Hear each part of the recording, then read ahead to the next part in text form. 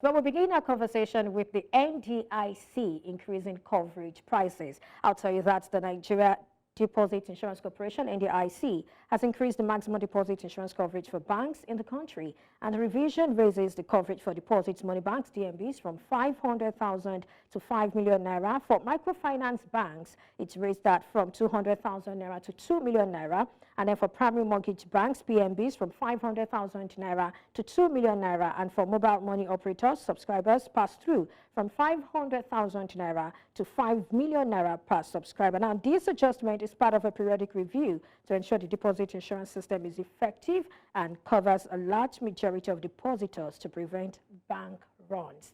Joining me to make sense of this is Babatunde Obadero, the CEO, Zitra Investments. Thank you, Babatunde, for joining me today. Thank you so much.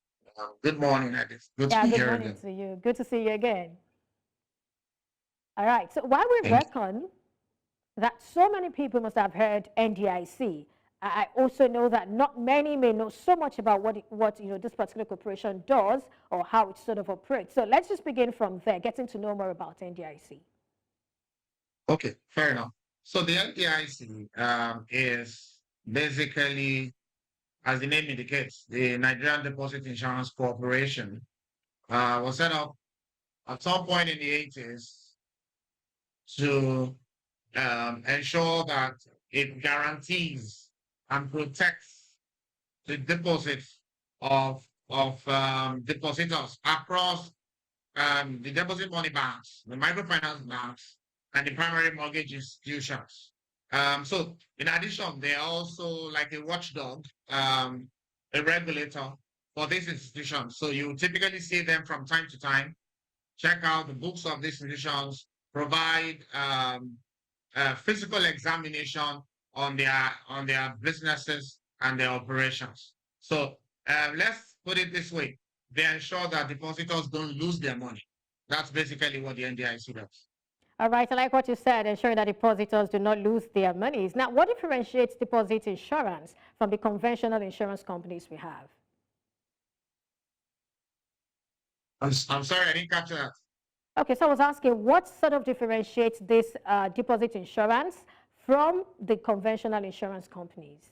Okay. So basically for the your typical insurance company, as a person who wants to seek coverage, you are making your premium payment yourself. In this context, the depositor has no business protecting himself, so to say, because his premium is paid by by the financial institution that seeks the coverage from the NDIC. Now, it's not something that that the bank can choose to do or not to do. The bank is mandated by law to provide this coverage.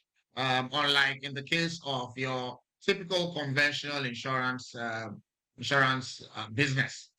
So the whole idea of this in the first place is to ensure that there is safety of funds or safety of depositors' funds. And that mandate is something that the NDIC takes very, very seriously. All right, so talk to us about what sort of necessitated the increase in the maximum deposit insurance coverage for, these financial institutions that are operating in the country. I mean, you tell us that, and then I also like to get your thoughts on it. If you ask me, it's been long overdue because in the first instance, the what we have today is has been we've been with it for close to a decade.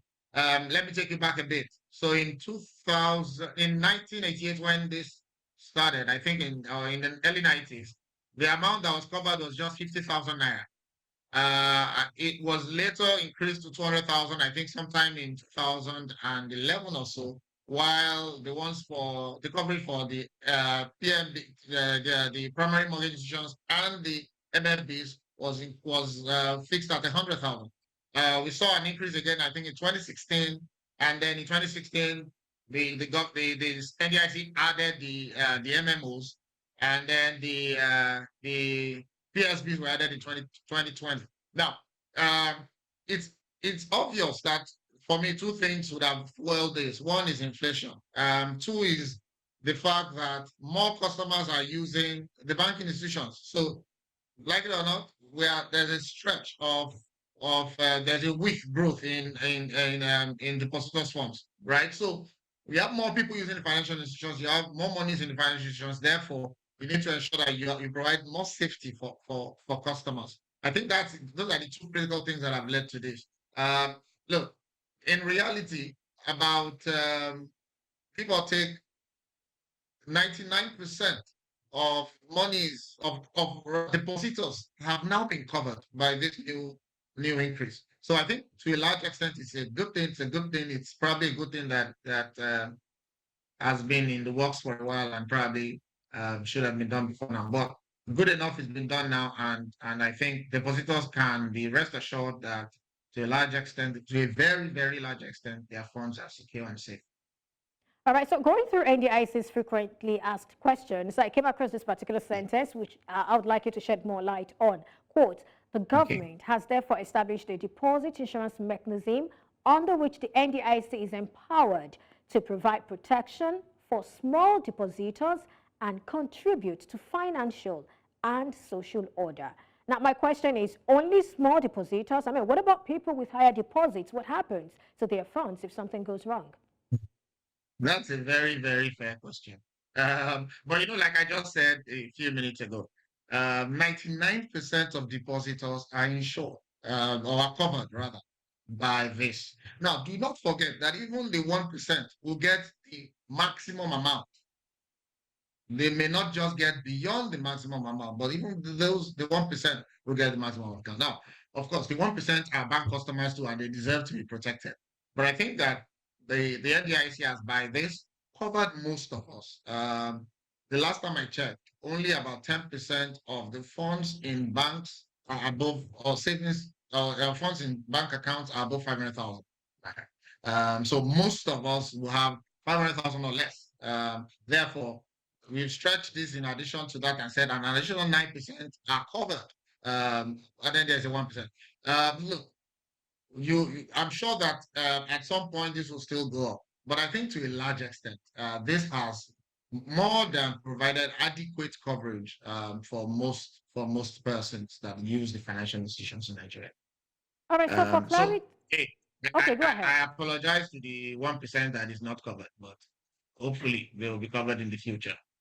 All right, so for clarity, does this sort of mean DMBs, that's deposit money banks, insure depositors' monies in their coffers with just 500,000 naira within a policy period? Or is that the maximum amount covered per depositor? Does it mean if I have maybe 10 million naira in the bank, all that is covered is just 500,000 naira out of that 10 million? Or does it mean that, okay, the bank pays 500,000 naira as premium for all of us? So the implication of this is the bank covers you, or the NDIC rather provides your cover up to a maximum of the limit that the NDIC has now provided, which is the 5 million naira limit. So it means that if you have an amount in excess of that limit, the NDIC doesn't cover that addition, that extra, right? But um, there are instances where people lose all of their funds. Don't forget that what led to this in the first instance from the 80s was the disaster that happened in the financial service industry, that led to many people losing all of their funds because those banks, whether due to corporate governance issues or due to issues around misuse of funds and all and whatever you, lost their money. And the government at the time decided that, look, let's provide some guarantee. And that's where the NDIC came in. So, yes, but it's also important for you to note that most people are already covered here. Like I said, 99% of customers are taken care of already. Apologies to you who has 10 million naira in your You know account, like what? I you see said the in your way you're example. apologizing to them, and I'm wondering, I guess it's because you're not one of them. Because, I mean, if you're one of them, you wouldn't be apologizing. Rather, you will be making a demand, sort of. Yes, of course. So clearly, I think that for us depositors, well, I happen to be on both sides of the divide, obviously. We're hoping that the NDIC will stretch this further. They've come a long way from 50,000 to what we have today. But even this is insufficient for the requirements of the marketplace.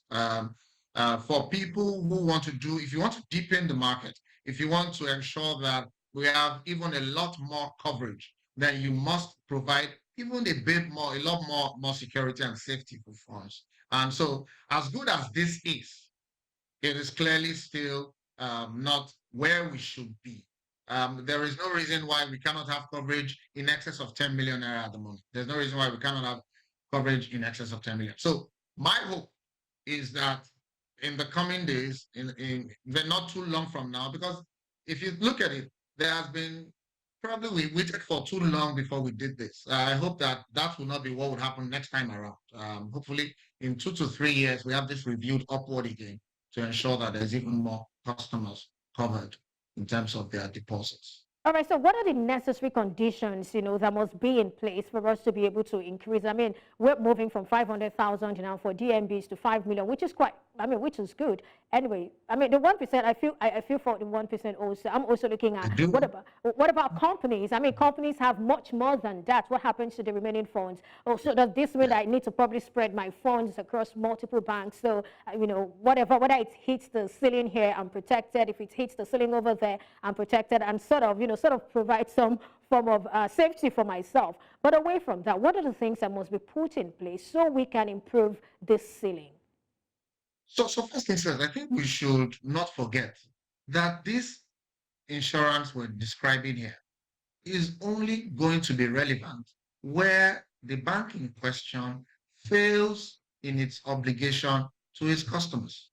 Now, the idea that that will work or run across several banks is highly unlikely. So we also have seen in recent years that the central bank very, very, in most cases, will come to play and ensure that the banks don't fail.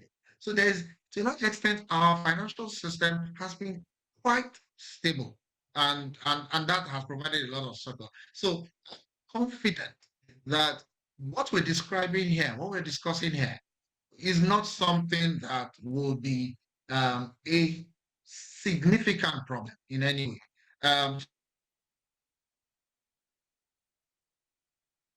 Okay, I guess there is a challenge, right? That you're talking about the fact that this wouldn't even be necessary if something bad doesn't happen. I mean, it's when those banks can no longer continue running, when there is an issue, that's when the NDIC will have to ensure that depositors' funds are protected and then, sort of give them their monies back.